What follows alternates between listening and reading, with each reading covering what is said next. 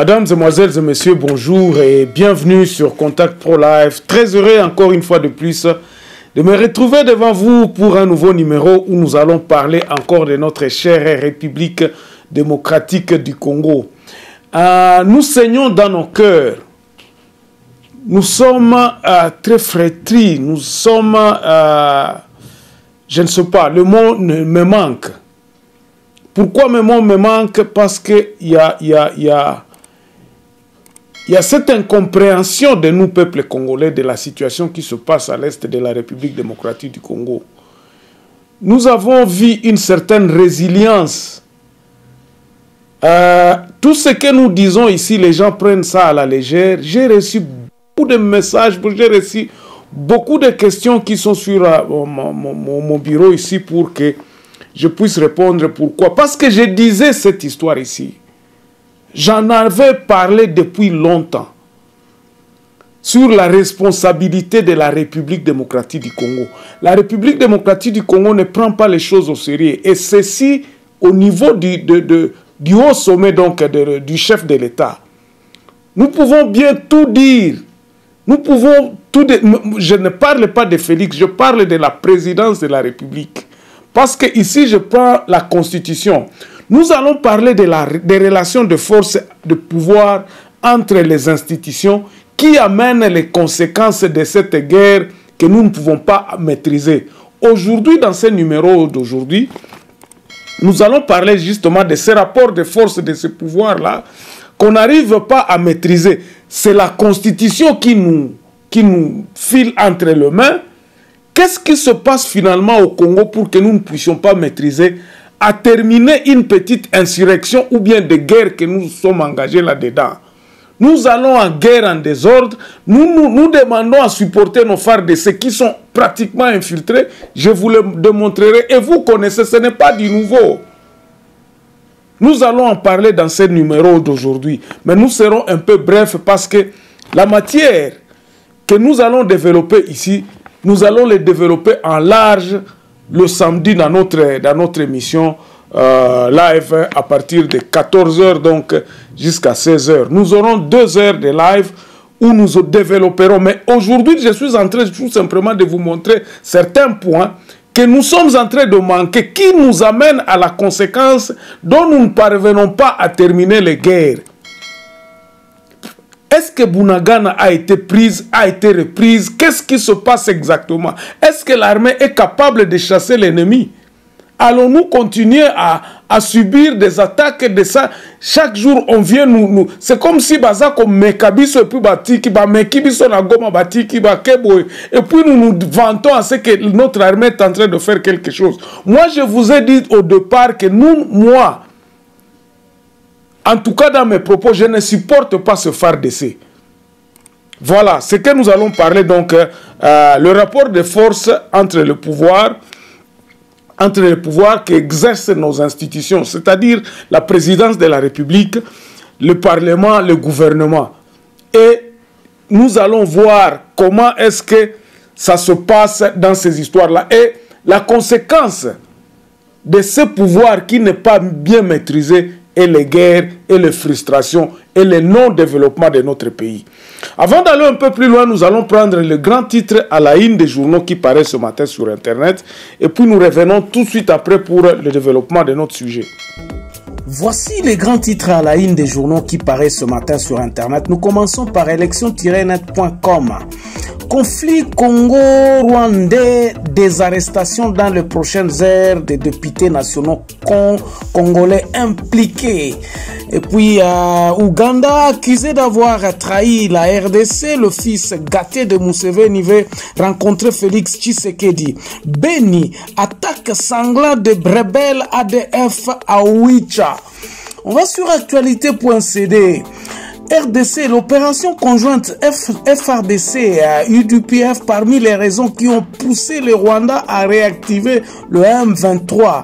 Et puis transfert à la CNCAP de la prise en charge de tous les agents de carrière des services publics et d'État retraités avant 2017. On va sur Congo Profond. Mbosso prévient les tireurs de ficelles des groupes armés. Bientôt, il y aura des arrestations. Puis, il y a manifestation des étudiants à l'ISC Bandundu. Le gouverneur Kiwai Mwasi joue aux sapeurs-pompiers 7 sur 7. Toujours Assemblée nationale, la somme de 200 000 $, fruit des cotisations de députés, sera mise à la disposition de FARDC. Et puis, guerre près de Goma, l'Union africaine appelle la LDC et le Rwanda à dialoguer. On va terminer sur Radio Okapi. Attaque présumée de Codeco, 8 morts à Djougou. Adolphe Mouzito appelle à l'État à restituer les terres aux communautés locales. Ça va dans le sens où nous disons qu'il faut absolument rétrocéder le pouvoir à la base.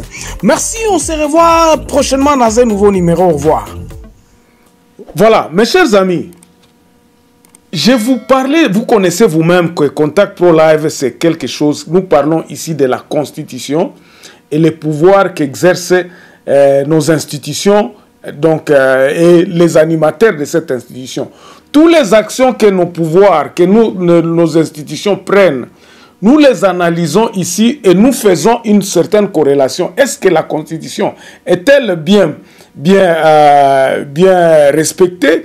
Est-ce que c'est comme ça que nous devons faire? Nous, dès le départ, nous vous avions dit que notre Constitution est en train de nous mettre, de nous balloter. Cette Constitution que nous exerçons aujourd'hui, qui est appliquée aujourd'hui, ne nous amènera nulle part. Pourquoi? Parce que c'est une Constitution qui a été faite sur mesure de certaines personnes.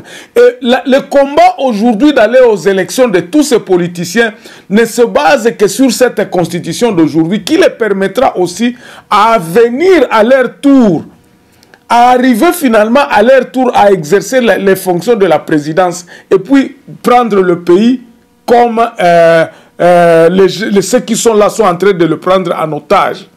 Ce sont des groupes d'individus qui viendront se disant qu'ils sont dans une partie majoritaire ou quoi que ce soit, parti populaire ou je ne sais comment, pour venir prendre le pays et faire maintenant de leur tour de voler le pays, de continuer à faire ce que nous sommes en train de faire. Entre-temps, qu'est-ce que nous avons constaté? Depuis 1996, donc depuis que Mobutu est parti, le pays ne fait que dégringoler. Et cet élan a été commencé par le fait que Mobutu a laissé ce pays sur cette trending-là.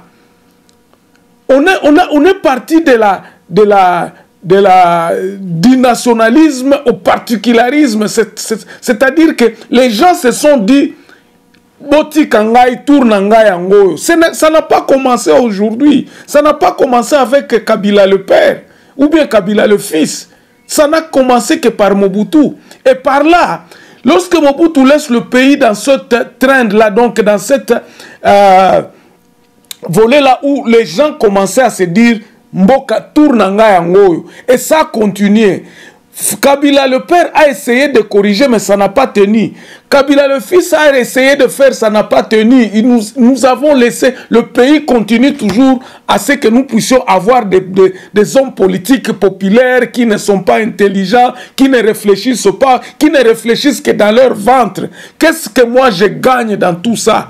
Si je suis gouverneur, qu'est-ce que je gagne? Qu'est-ce que mon parti fait? Et c'est ainsi que c'est parti. Nous sommes toujours dans ce train-là où le pays ne se retrouve pas. Mais ce sont les hommes qui se battent pour que nous puissions, qu'ils puissent rester donc au pouvoir, pour qu'ils puissent exercer ce pouvoir qui est le pouvoir régalien, où ils vont s'enrichir, où le développement du pays, ce n'est pas leur problème. C'est là où nous en sommes. Les guerres arrivent par là. Et les frustrations des communautés, justement, vont faire à ce que les autres personnes vont se dire que comment notre pays est comme ceci, et nous sommes toujours, nous restons toujours pauvres, il y a une certaine pauvreté. C'est de là d'où ça vient. Si les Banyamulenge ont pris les armes, si les ADF ont profité de ceci, c'est tout simplement cet élan d'assouvissement donc individualiste des gens qui sont au pouvoir.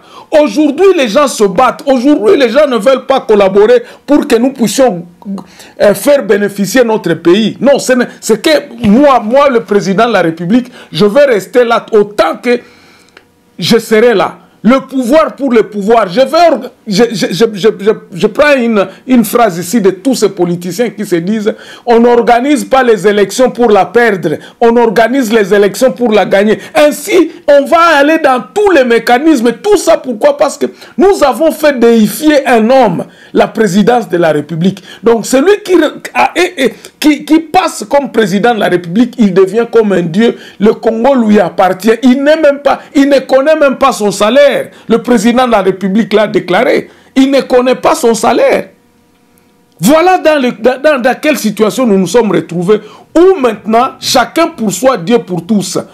Ainsi, la tendance de cette armée-là, je vais en parler, de cette armée, juste tombe dans cette histoire, dans ce piège où l'armée est incontrôlable, personne ne s'occupe pas de l'armée. Quand on parle de réformes, ça va m'adonner quoi? Ça va m'avancer à quoi? Que les choses restent telles qu'elles sont, tant que moi je serai président de la République, tant que moi je serai gérant ici, les choses comme elles vont être. Ce n'est pas un problème de la communauté, c'est un problème de chacun pour soi, Dieu pour tous. Et c'est de là que nous sommes aujourd'hui. Ainsi donc, quand vous regardez cette constitution, vous regardez comment le pouvoir s'exerce dans notre République démocratique du Congo. Je ne suis qu'un Congolais qui regarde et qui essaie un peu d'analyser la situation. Vous allez voir que le président de la République est le chef suprême. Il est le commandant de tout. La présidence de la République, il peut tout faire. Pendant que nous sommes dans la démocratie, on va les déifier. Il y a la culte de personnalité. On va dire que tout est au nom du président de la République. C'est ça la constitution que nous avons aujourd'hui. Donc, s'il y a la guerre à l'est de la République, nous allons regarder le président de la République. Maintenant, qu'est-ce qu'il va faire? Qu'est-ce qu'il va faire? Il va négocier où? Qui va l'aider? Nous, les Congolais, nous les regardons. Et vous allez voir maintenant, le président de la République, il va prendre tout. Il y a ce sont ces gens tout autour de lui qui vont contrôler même l'économie. Il va tout faire. Il va commencer à fabriquer même ces bilans. Et il va envoyer ses conseillers par-ci, par-là dans le ministère. Ce n'est plus le ministère qui va fonctionner, mais c'est la présidence de la République. Et tous ces gens-là sont des gens qui ont le pouvoir. Il y a la maison civile du président de la République dans toutes les régions. Ainsi, voilà maintenant là où ça arrive. Et il a même sa milice, qui est la garde républicaine, qui est formée plus que les autres. Quelle est la différence avec les régimes passés? Il n'y a pas de différence. Voilà. Ainsi, vous allez voir, les contrats que, disons, ou bien les traités qu'ils signent ne passent même pas par le Parlement. Ou bien ce sont des lettres qu'on écrit au Parlement, on informe le Parlement, mais le Parlement ne donne pas son point de vue. Ainsi donc, le Parlement, comme ils n'ont pas la même mise sur l'armée, ils ne peuvent pas dire. C'est pour cela que vous allez voir, Mbosso, quand il dit que non, quittez les groupes armés, parce que nous savons que les commanditaires de ces groupes armés se retrouvent aussi dans le Parlement, ils se retrouvent et se disent que tant que je suis parlementaire, je peux avoir aussi mes groupes armés là-bas, je peux protéger mes hommes comme ça, ils vont commencer à nous enrichir. Chacun a ses carrés miniers, tout ce qui... Ce sont là les tireurs de ficelles dont on parle. Dans le milieu politique, on dit que les tireurs de ficelles des groupes armés se trouvent à Kinshasa. C'est vrai. Ce n'est pas à nier. Les gens qui ont les propriétaires de ces groupes armés sont à Kinshasa. Et je vais vous les montrer le dimanche prochain. Ne manquez pas cette émission-là. Alors, à quoi sert le gouvernement? Le gouvernement sert à accompagner le président de la République. Ce n'est plus ce que nous vivons disons, qui a été dit dans la Constitution. Le gouvernement exécute la vision du président de la République. Vous allez l'entendre dans tous les mots, dans tous les lèvres de politiciens. Ils ne sont là que pour accompagner la vision du président de la République. C'est ainsi que le président de la République commandite directement le Parlement, il va chercher la majorité parlementaire et tout ça. Tout ça, conséquence à quoi? Parce que le président de la République, il est le roi, il est tout. Il a tout le pouvoir. Et c'est ainsi que les autres politiciens qui se disent que non, Ngape Fonaza, la président de la République, ils vont user de tous les moyens possibles pour qu'ils se maintiennent au pouvoir. Parce que c'est leur groupe. Vous aviez entendu Aubin Minakou disant quelque part, c'était un voice qui a été fuité en disant que vous imaginez qu'est-ce que ça sera comme catastrophe si nous perdons le pouvoir. C'était en 2018, avant les élections, quand il préparait les élections. Donc, nous voyons déjà que le Congolais est animé d'abord pour lui-même. Il faudrait que nous... Il n'y a pas de politique, il n'y a pas de constitution à respecter ici. Et tout le monde veut tirer la couverture de son côté. Je veux gagner comment dans cette histoire? Qu'est-ce que moi je quitterai? Qu'est-ce que je ferai? Qu'est-ce que je gagne?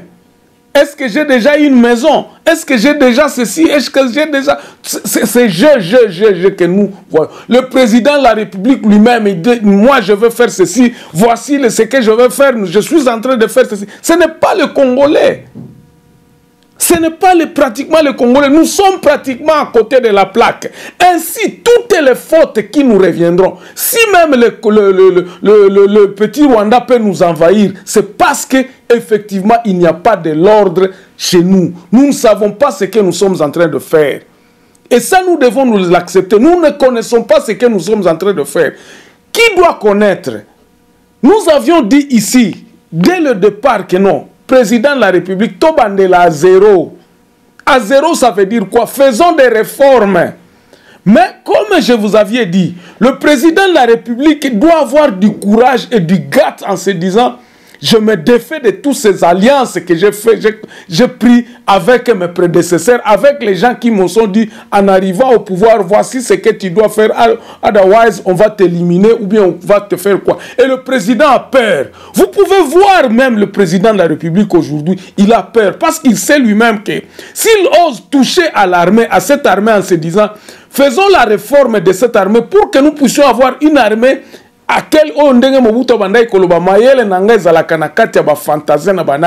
que le président Tshisekedi peut se dire que non, il a confiance à cette armée? Non. Pourquoi? Parce que cette armée est pratiquement infiltrée comme vous n'avez jamais l'idée. Et nous connaissons cette histoire-là. Mais comment est-ce que nous ne parvenons pas à faire les réformes dans l'armée? Mes chers amis, la réforme, ce n'est pas que nous allons chasser les gens comme ceci ou quoi que ce soit. Il faut identifier tout simplement les gens.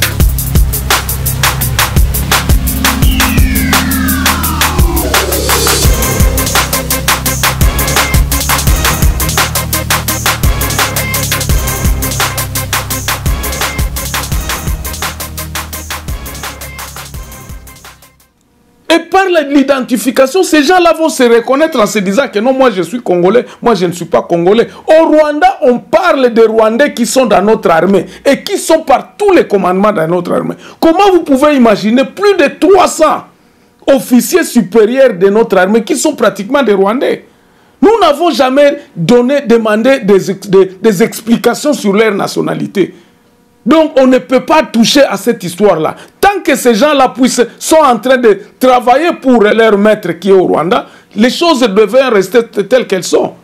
Ces gens-là, nous en connaissons. Ce n'est pas moi qui les dis. Ce n'est pas moi qui les dis, mais nous avons des gens qui nous donnent des preuves que non, voici, vous avez 300 militaires de haut gradé de cette armée-là qui ne sont pas des Congolais. Et ils travaillent pour leur maître. Vous savez qu'il y a l'intelligence rwandaise au sein de notre armée. Et cette armée-là ne peut pas gagner une guerre. Ça, c'est impossible. Parce qu'on vous connaît déjà. Si on peut vous attraper, si on peut déjà vous menacer qu'on va vous tuer, si vous osez donner, qu'est-ce que vous allez faire? C'est pour cela que nous disons le président de la République devait commencer par le commencement. Et le commencement que je vous dis toujours ici, le commencement c'est de réorganiser le pays sous forme de rétrocéder le pouvoir à la base. Ça c'est tout, c'est tout ce que il nous reste à faire aujourd'hui. Si nous voulons à ce que le Congo puisse décoller, c'est que nous devons rétrocéder le pouvoir à la base. C'est-à-dire que chaque base pourra reconnaître que non, moi j'ai ceci, voici ma population. Il y a des vidéos qui circulent sur la communauté Tutsi. Et je voulais en parler ici. Les gens qui m'ont posé cette question vont trouver la réponse ici. On appelle des communautés tous qui se disent non, nous ne sommes pas impliqués dans cette histoire de Banyamulenge ou bien nous ne sommes pas impliqués dans cette histoire de M23 et tout ça. Nous nous retrouvons comme des Congolais ici. Mes chers amis, nous nous sommes dit ceci. Lorsque la base elle-même connaîtra, et ils se disent qu'ils sont minorités, mais ils sont minorités où? Ils sont minorités où? Ils sont minorités dans l'ensemble de la République démocratique du Congo. Lorsque nous prenons l'ensemble de la République démocratique du Congo, c'est là d'où vient le désordre. Rétrocéder le pouvoir à la base, c'est-à-dire quoi? C'est-à-dire que les communautés de base devront décider sur leur destin. Il faut que les bases puissent commencer à se prendre en charge. Pour y arriver, mes chers amis, pour y arriver avec ce plan ici, nous nous sommes dit il faut commencer à zéro. Il faut recommencer le pays à zéro. Mettre le pays sur le rail du développement en se disant nous ne pouvons pas aller au développement sans que nous puissions connaître qui avec qui nous sommes, nous partons sur ce chemin. Quand nous irons, par exemple, nous appellerons les états de lieu des territoires. Les territoires devront traiter des dossiers sur la nationalité, sur les gens, sur l'identification de tous ces gens qui se trouvent sur leur territoire en se disant, nous nous connaissons dans ce territoire. Si vous êtes de Banyamulenge, voici, nous connaissons notre histoire. Et les gens pourront se pardonner.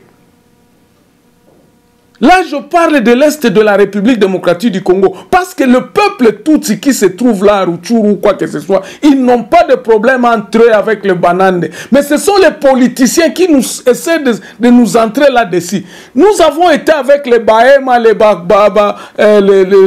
autres de tous les peuples de Batembo et tout ça. Ils ont vécu ensemble, ils ont été vécus ensemble. Mais comme ils ont été ôtés de leur pouvoir de se dire que nous pouvons nous identifier et nous savoir que oh ezaba oncle nabiso bazalaka côté kuna tout ça.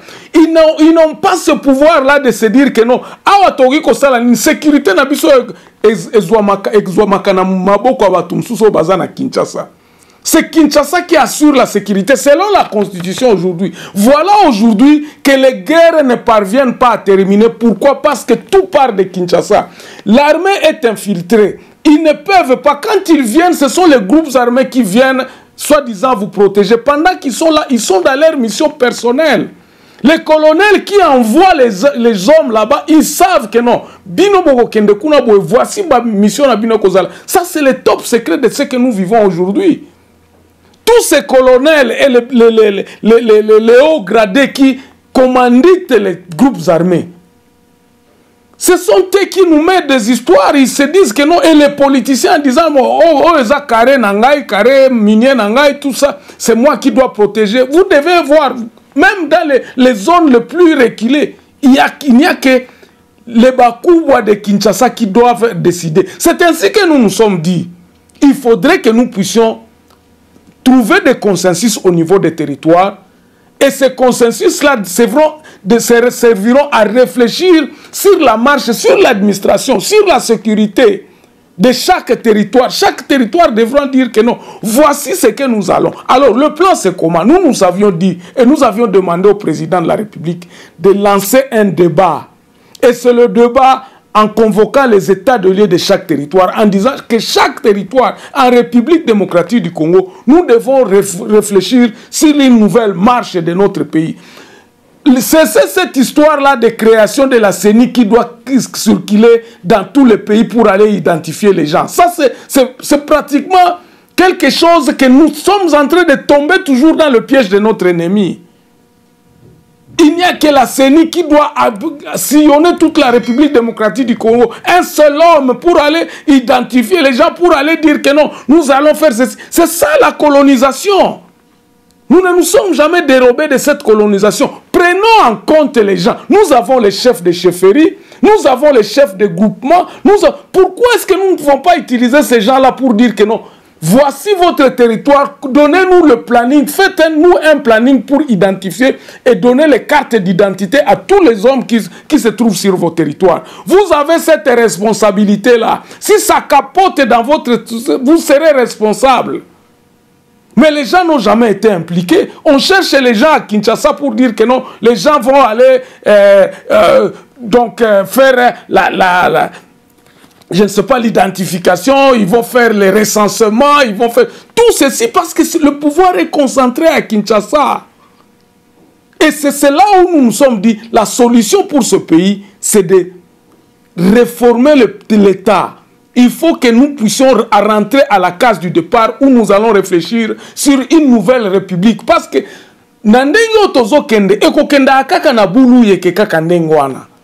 et si nous voulons aller aux élections dans cet environnement ici, nous aurons à tricher les élections, nous aurons toujours à voler, la corruption ne terminera pas. Mais si au niveau de chaque territoire, tout le monde se dit que non, ici, le vol est puni. Et si on t'attrape que tu as volé, voici ce que nous ferons de vous ici, par exemple, dans ce territoire. Voici comment nous ferons. Voici ce que nous ferons ici. Et c'est là le seul moyen où nous allons démystifier la communauté internationale en disant que chacun, si vous voulez négocier de l'ordre, il faut aller là-bas. Et que ces gens-là doivent venir à l'organisation, disons,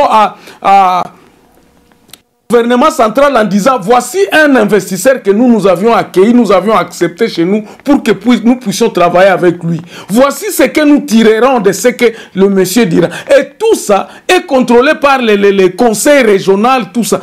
Ça ne doit pas être le pacte de... Nous devons réformer, ça ne doit pas contenir à un seul homme. Le grand problème de notre pays, en bref, pour terminer, ça se trouve dans notre constitution. Si nous arrivons à changer cette constitution ici et à réfléchir sur la sécurité, sur quoi que ce soit, vous allez voir beaucoup de gens n'auront plus cet engouement, se dire que non, si je suis président de la République, c'est-à-dire que je vais contrôler tout le pays, tout le monde viendra auprès de moi pour que je puisse leur donner ceci, c'est l'argent que j'aurai, c'est tout ça que tout le monde a envie.